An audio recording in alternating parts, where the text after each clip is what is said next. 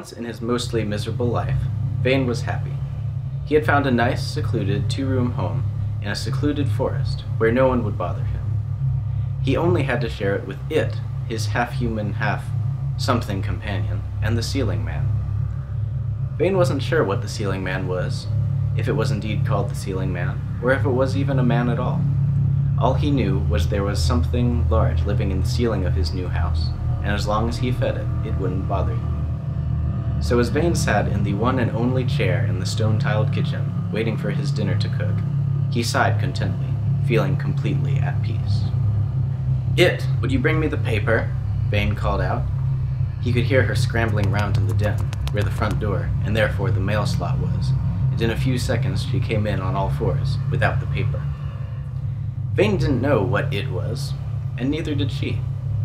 It had the outward appearance of a young girl, maybe 7 or 8, but she had a mouthful of razor-sharp teeth.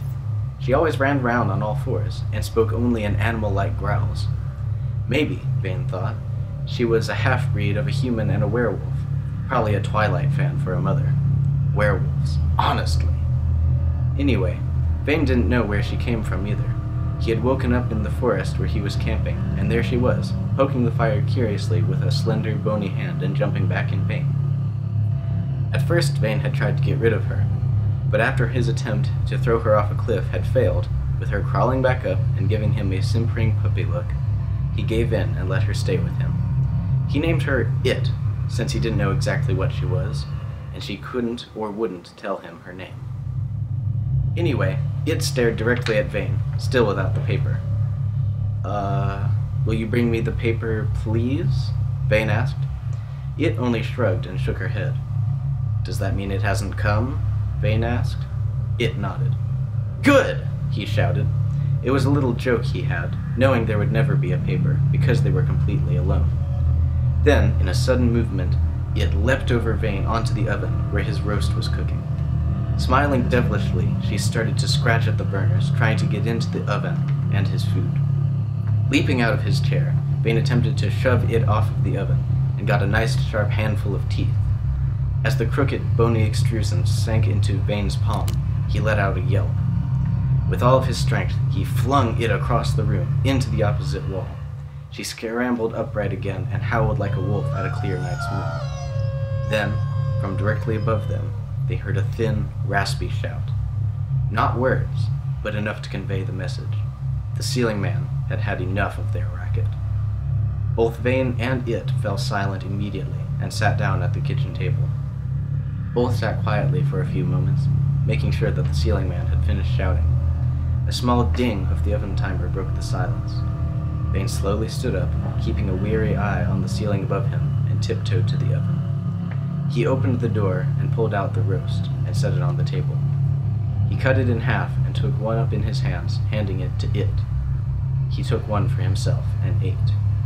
Later, after an uneventful yet delicious meal, Vane laid down in his nest. The new house didn't have any beds, but did have a closet full of blankets and pillows. So he had taken these materials and made himself a cozy little pile of blankets in the corner of his living room. It preferred to sleep in the kitchen, on top of the oven where it was the warmest.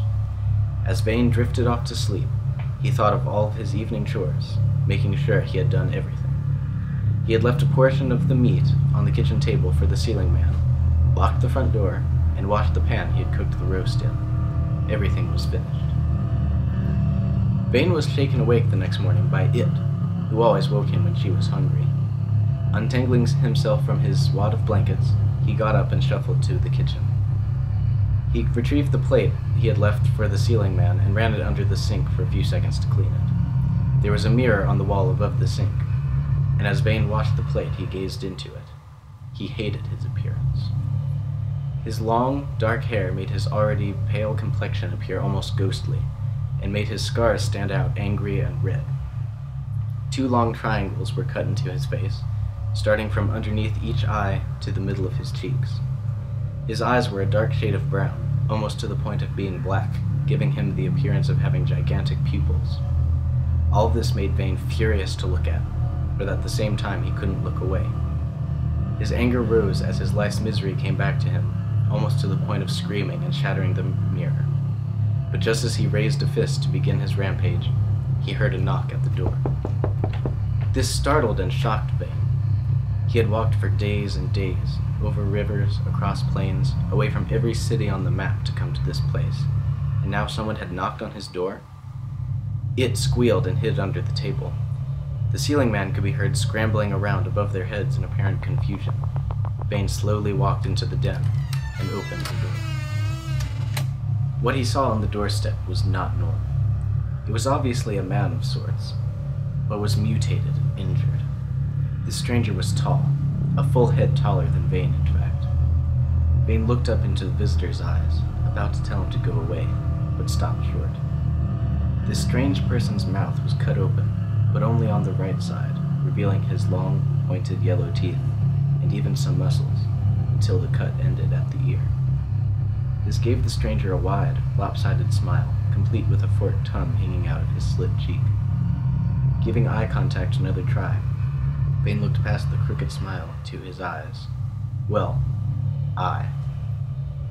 Not that he didn't have two eyes, it's just that one was dangling out of the socket, hanging idly by a few fleshy strings. "Neighbor!" he called out happily, in an almost childlike voice. "Who the hell are you?" Vane asked angrily, frightened of this strange person. "Neighbor!" he repeated, extending a three-fingered hand to Vane.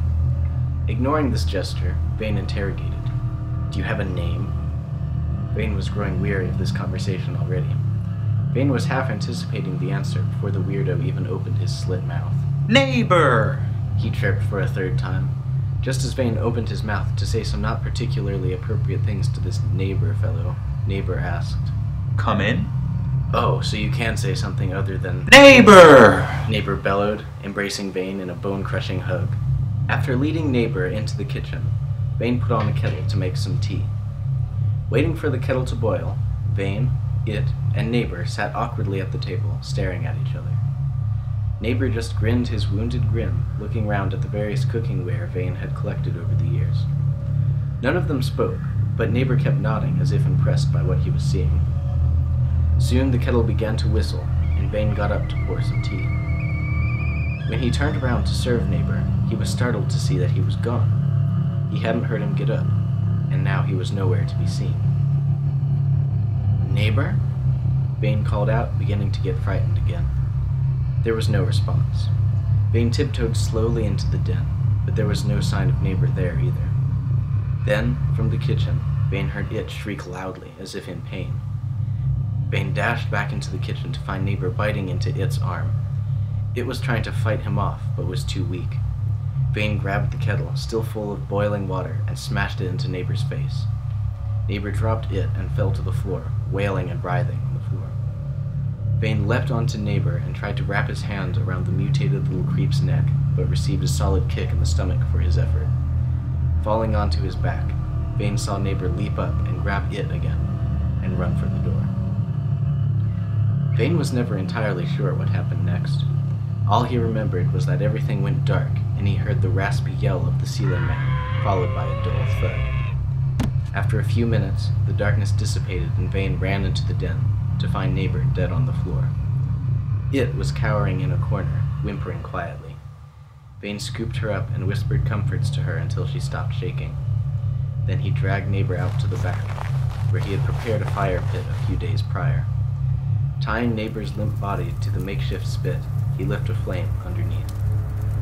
As the aroma of cooking Neighbor wafted across the forest, Vane sat, once again at peace, hoping no other neighbors ever came to him.